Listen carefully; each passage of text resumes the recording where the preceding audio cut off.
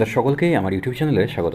আজকে তোমাদের সামনে আমি ক্লাস 9-এর বাংলা প্রশ্নবিচিত্রা দ্বিতীয় পর্যায়ক্রমিক মূল্যায়নের যে 3 নম্বর সেটটা রয়েছে সেই 3 নম্বর সেটটা নিয়ে আলোচনা করছি। দেখো প্রথম প্রশ্নটা কী বলেছে, অজস্র চুলের চুমা অবিরত ঝরে পড়ে। কোথায় ঝরে পড়ে? দেখো হিজলে কাঁঠালের জামে ঝরে পড়ে কিন্তু। আচ্ছা তারপরে দেখো 2 নম্বর প্রশ্নটা বলেছে, কার দুরন্ত পিপাসা ফুরোয় না।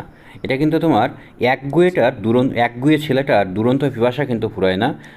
আবেস্তা ভাষাটি ব্যবহার করত, কারা ব্যবহার করত? এটা কিন্তু জরাথ্রুষ্টীয়রা।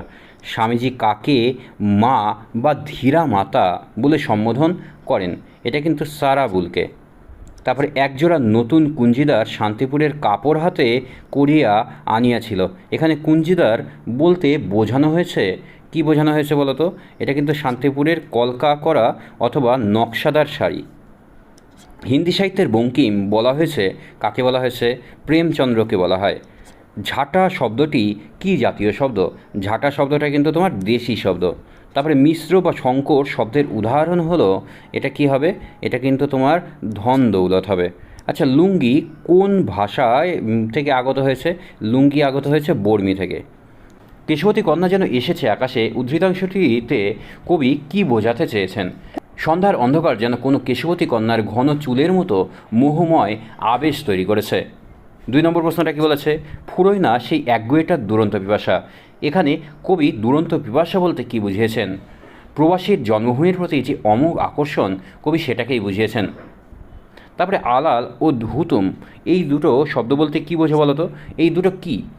এখানে আলাল ও হুতুম, দেখো বাংলা গদ্য সাহিত্যের আদি পর্বের দুটি বিখ্যাত রচনা। আলাল হলো টিকচাঁদ ঠাকুর অর্থাৎ প্যারীচাঁদ মিত্রের লেখা আলালের ঘরের দুলাল, এবং হুতুম হলো হুতুম পেঁচার নকশা তথা কালীপ্রসন্ন সিংহের হুতুম পেঁচার নকশা। এই দুটি হলো নকশা জাতীয় রচনা। মিস মুলার কি?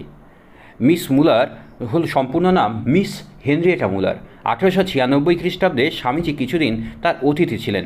বেলুর মঠ স্থাপনের কাজে তিনি অর্থ সাহায্য করেছিলেন। ধনাত্মক বিশ্লেষণ কাকে বলে? ধনাত্মক শব্দকে বিশেষণ রূপে ব্যবহার করা হলে তাকে ধনাত্মক বিশেষণ বলা হয়, যেমন ঝমঝমে বৃষ্টি, কনকনে শীত প্রভৃতি। তারপরে কি বলেছে, চাঁদ কোন ধরনের শব্দ? চাঁদ হলো তদ্ভব শব্দ। আচ্ছা তো তদ্ভব শব্দ কাকে বলে? উদাহরণ দাও।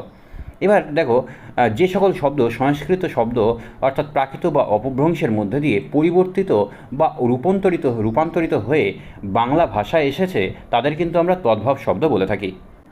এবার 3-এর যে প্রশ্নগুলো আছে, 3-এর প্রশ্নটা কী বলেছে, বাঙালির সর্বশ্রেষ্ঠ সাহিত্যকীর্তি কোনটি? প্রাবন্ধিক সেটিকে বাঙালির সর্বশ্রেষ্ঠ সাহিত্যকীর্তি বলেছেন তা নবনব সৃষ্টি প্রবন্ধ অবলম্বনে বলো। এটা আমি পিডিএফ তৈরি করেছি, চলো পিডিএফ থেকে দেখি। নবনব সৃষ্টি প্রবন্ধে সৈয়দ মুস্তফা আলী বলেছেন, বাঙালির সর্বশ্রেষ্ঠ সাহিত্যকীর্তি হলো পদাবলী কীর্তন। তার মতে সাহিত্যের সূচনা মধ্যযুগের বাংলা ভাষাতে হলেও, এখানে কিন্তু বাংলা ভাষাতে একবারে এখানে শেষ শুরু হবে, বাংলা ভাষাতে হলেও তার প্রাণ ও দেহ উভয়ই খাঁটি বাঙালি। বাঙালির পূর্ণ নিদর্শন এই পদাবলী সাহিত্য এবং ভক্তি আশ্রিত তোমার কীর্তন গানগুলি, যে এখানে মহাভারতের শ্রীকৃষ্ণ কানুরূপ ধারণ করেছেন। শ্রীমতী রাধা হয়েছেন খাঁটি বাঙালি কন্যা। এমনকি ভাটিয়ালি নায়িকা, বাউলের ভক্ত, মুর্শিদ আলী তোমার আশিকের পদাবলী রাধাও এখানে হয়ে গেছেন একাকার। এই কারণেই বাঙালির সর্বশ্রেষ্ঠ সাহিত্যকীর্তি হয়ে উঠেছে পদাবলী সাহিত্য। মর্দ কি বাত হাতি কি দাঁত উদ্ধৃতাংশটি কোন রচনার অংশ? আর উদ্ধৃতাংশটির তাৎপর্য লেখো। দেখো উদ্ধৃতাংশটি এইখান থেকে তোমার উত্তর শুরু হয়েছে। উদ্ধৃতাংশটি বীর সন্ন্যাসী বিবেকানন্দের পত্রাবলী ও পত্র সংকলন গ্রন্থের অন্তর্গত। চিঠি রচনার কিন্তু অংশ।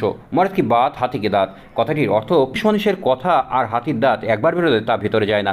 বিদ্যাসাগর নিজেকে খাঁটি মানুষ বলে মনে করতেন এবং তাই তার কথারও নড়চড় হবে না। তিনি ইঙ্গিত দিয়েছেন, ভারতবর্ষের শহরে বাইরে কোথাও ইউরোপীয় সুখ স্বাচ্ছন্দ্য নেই। তা সত্ত্বেও মিস নোবেল ভারতের উন্নতিকল্পে নিজেকে নিয়োজিত করলে স্বামীজি তাকে স্বাগত জানিয়েছেন। তবে কাজ করার আগে তিনি বিশেষভাবে চিন্তা করার কথা বলেছেন। কাজে যদি বিফল হন কিংবা ভারতের জন্য কাজ করতে তিনি যদি অসম্মত হয় তবুও বিবেকানন্দ তার পাশে কিন্তু আমরণ থাকবেন। তিনি কথা দিলেন যে কথা দিলে সে কথার কখনোই নড়চড় হয় না। এখানে কিন্তু দিলে হবে, দন্তের নটা বাদ দিয়ে দেবে। তাই এই প্রবাদটি কিন্তু ব্যবহার করা হয়েছে। এবার 4-এর যে প্রশ্নটা দেখো, 4-এর প্রশ্ন কি বলেছে, পৃথিবীর কন্যারে দেখেনি কো। কবি কোন কন্যাটির নাম এখানে করে রেখেছেন? আচ্ছা দেখো, কন্যাটির উপস্থিতি কবি কীভাবে অনুভব করেন? জীবনানন্দ দাশ এই কন্যাটির নাম রেখেছেন কেশবতী কন্যা। আর এইখান থেকে তারপরে পরে প্যারা করে দেবে, ঠিক আছে? আর বলছি কন্যাটির উপস্থিতি কবি কীভাবে অনুভব করেন? কবি বাংলায় নেমে আসা নীল সন্ধ্যার মধ্যে দেখেছেন কেশবতী কন্যার এক সৌন্দর্য। তার ঘন চুল, কোমল পরশ ছড়িয়ে রয়েছে কবির চোখে, মুখে, হিজলের কাঠায় কিংবা জাম গাছে। কবি মনে করেছেন যে আকাশ জুড়ে ছড়িয়ে রয়েছে কেশবতী কন্যার চুলের মতো মোহময় তোমার সন্ধ্যার সমাহিত সৌন্দর্য। কেশবতী কন্যার চুলের পরশে স্নিগ্ধ গন্ধ তা কবি অনুভব করেছেন। বাংলার নরম ধানে, কলমির ঘ্রাণে, হাঁসের পালক, স্বর, পুকুরের জল, চাঁদা, সরপুটিদের সংস্পর্শে নটে গাছটি বুড়িয়ে ওঠে কিন্তু মুড়োয় না। উদ্ধৃত চরণটি কতবার ব্যবহার করা হয়েছে আর এরূপ ব্যবহারের কারণ কি? এইটা কিন্তু 3বার ব্যবহার করা হয়েছে। এরূপ ব্যবহার কেন করা হয়েছে? দেখো, কবি নীরেন্দ্রনাথ চক্রবর্তী আবহমান কবিতা থেকে উদ্ধৃতাংশটি নেওয়া হয়েছে।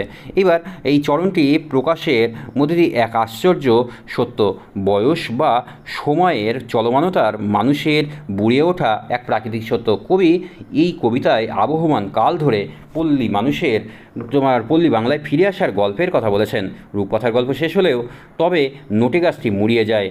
আলোচ্য কবিতায় আবহমান কাল ধরে মানুষের ঘরে ফেরার যে গল্প তিনি শোনান তা ফুরনোর নয়, কালের নিয়ম শরীরের বয়সের ছাপ ফেলে, কিন্তু সন্তানের ঘরে ফেরার জন্য যে ব্যাকুলতা তার কিন্তু অবসান ঘটে না। নটে গাছটি বুড়িয়ে ওঠে একথা সত্য হলেও তা কিন্তু শেষ সত্য নয়। মাতৃভূমি তার সন্তানের সম্পর্কের প্রতীকস্বরূপ নটে গাছটি কখনোই মুড়োয় না বলেই বয়সের ভারে বুড়িয়ে ওঠে একথা বলা হয়েছে। আচ্ছা, আকাশের সাতটি তারা কবিতায় যে প্রকৃতি চেতনা ফুটে উঠেছে তা আলোচনা করো। তোমরা এই উত্তরটা দেখো অত্যন্ত সহজভাবে আছে। আর তোমাদের আশা করি কোনো অসুবিধা হবে না। তোমরা এই এটার কিন্তু স্ক্রিনশট নিয়ে নাও, ঠিক আছে? আমি এই প্রশ্নটার কিন্তু আলোচনা করছি না। আর রীতিমতো এই প্রশ্নটাও যে আবহমান কবিতার নামকরণের সার্থকতা, তোমরা এটা পড়েছো, তোমাদের শিক্ষক মহাশয়ও বারবার এটা পড়িয়েছেন, তাই এটা আর নতুন করে আলোচনার কোনো বিষয় নেই। তাই এটাও আমি আলোচনা করছি না, এটা তোমরা কিন্তু স্ক্রিনশটটা নিয়ে নেবে, ঠিক আছে? দেখো, পরের যে কোশ্চেনটা বলেছে যে নবনব সৃষ্টি প্রবন্ধে প্রাবন্ধিক সংস্কৃত ভাষাকে আত্মনির্ভরশীল ভাষা বলেছেন কেন? আর বর্তমান যুগে ইংরেজি বাংলা ভাষা আত্মনির্ভরশীল নয় কেন? আচ্ছা দেখো, আর্য ভাষার স্তর বিবর্তনে বাংলা ভাষার সৃষ্টি। বাংলা ভাষার বর্তমান বয়স প্রায় 1000 বছরেরও বেশি। আনুমানিক 900 থেকে 1000 খ্রিস্টাব্দের মধ্যে মাগধী অপভ্রংশ ও অবহট্ট ভাষা থেকে এই বাংলা ভাষার জন্ম। আর নব্য ভারতীয় আর্য ভাষার অঙ্গ ও ইউরোপীয় আর্য ভাষাগোষ্ঠীর অন্তর্ভুক্ত এই বাংলা ভাষা। বাংলা ভাষার প্রাচীনতম সাহিত্যিক নিদর্শন চর্যাপদ বিনিশ্চয় বা চর্যাপদ। ইন্দো ইউরোপীয় ভাষাবংশে অন্যান্য যে অনার্য ভাষাগোষ্ঠী বা বিদেশি ভাষার সমন্বয়ে কিন্তু এই বাংলা ভাষার শব্দভাণ্ডার গড়ে উঠেছে। বিদ্যাসাগর, রবীন্দ্রনাথ, তারপরে হরপ্রসাদ শাস্ত্রী থেকে শুরু করে নানান ব্যক্তি এই ভাষা আজ কিন্তু তোমার বিশ্বের মধুরতম ভাষা। প্রাবন্ধিক এই সঠিক ভাষা বা বাংলা ও ইংরেজি ভাষাকে পরনির্ভরশীল ভাষা বলে চিহ্নিত করেছেন। পৃথিবীর যে ভাষাই সজীব, প্রাণবন্ত ও ভাষা বা নদীর মতো প্রবাহমান নবনব সৃষ্টিতে লুকিয়ে থাকে সেই ভাষার প্রাণ। ভাষা কখনো নতুন চিন্তা, অনুভূতি বা বস্তুর মতো নবীন শব্দের প্রয়োজনে নিজেকে নিজের শব্দ ভাণ্ডারের রসদ পায়, কিংবা নিজের শব্দ ভাণ্ডারে থাকা ধাতু বা শব্দকে অদল বদল করে প্রয়োজনীয় শব্দটিকে গড়ে নেয়। তখন যে ভাষা আত্মনির্ভরশীল ভাষার আখ্যা পায়। সংস্কৃত ভাষা কিন্তু তা করতে সক্ষম হয়েছে, তাই সে আত্মনির্ভরশীল। বাংলা ভাষার চাহিদা মেটাতে তোমার বাংলা শব্দভাণ্ডার কিন্তু সক্ষম নয়। প্রয়োজনে অপ্রয়োজনে তারা কিন্তু শব্দ ঋণ করতে হয়, অর্থাৎ ইংরেজি ভাষা গ্রহণ করার ব্যাপারেও সে পিছিয়ে নেই। অনেক ভাষা এখানে বিভিন্ন শব্দ ইংরেজি ভাষার অন্তর্গত হয়েছে। নিজের প্রয়োজনে নিজে মেটাতে পারে না বলেই বাংলা ও ইংরেজি ভাষাকে স্বয়ংসম্পূর্ণ বা আত্মনির্ভরশীল ভাষা বলা যায় না। মোকদ্দমা বিধবা হাইকোর্টে হারালো। আর কোন মোকদ্দমার কথা বলা হয়েছে? আর মোকদ্দমা হেরে বিধবার কী পরিণতি হয়েছিল? আচ্ছা, আমরা এটা বুঝতেই পারছি যে রাধারানী থেকে নেওয়া। আর আমাদের যে নবম শ্রেণীর সবথেকে সহজ বলতে পারো যে এই রাধারানী, তাই এই রাধারানীর বিষয়ে তোমার আলোচনা করার কোনো বিষয় নেই।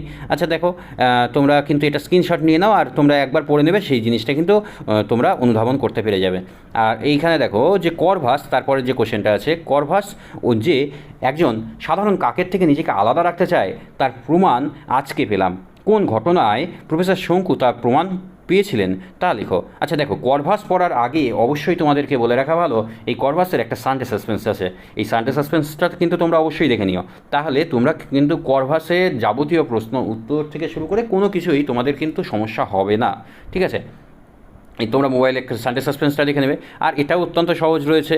দেখো, সত্যজিৎ রায়ের লেখা করভাস গল্প, আর এখানে প্রফেসর শঙ্কু চরিত্রের পাশাপাশি বিশেষ একটা কাকের কিন্তু সন্ধান এখানে পাওয়া যায়। আর কাকটার বিশেষত্ব, সেই কাক কিন্তু অন্যান্য কাকের মতো নয়। শঙ্কু কিন্তু অর্নিথিন যন্ত্র প্রয়োগ করে তোমার কাককে লক্ষ্য করেছিলেন, এবং কাকে মানে অন্যান্যদের থেকে আলাদা থেকেছে, এবং সাধারণ কাকের মৃত্যুতে অনেক কাক হাজির হলেও সেই কাক কিন্তু হাজির হয়নি। একদিন দুপুরে বজ্রবিদ্যুৎ সহ তিনি খেয়াল করেছেন যে শিমুল গাছ থেকে ধোঁয়া বেরোচ্ছে।